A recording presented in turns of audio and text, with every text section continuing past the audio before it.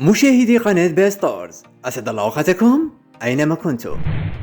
نجمة سوشيال ميديا نوميديا لازول، وبعد بثها هذه الصورة سيمفونية الإشاعات عادت من جديد في السوشيال ميديا، والعنوان الأبرز كان نوميديا مع حبيبها في البحر. إلا أن هذا الخبر لا أساس له من الصحة، فنوميديا تحضر كليب لأغنيتها المنتظرة، وهذه الصورة كانت لقطة من هذا الكليب.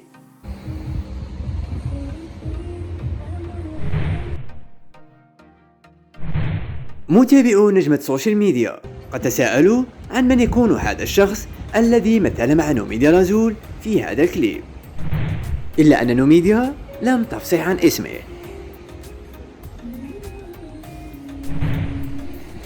نوميديا والتي تقطع هذه الإشاعات قد صرحت أن هذه المقاطع هي من الكليب المنتظر.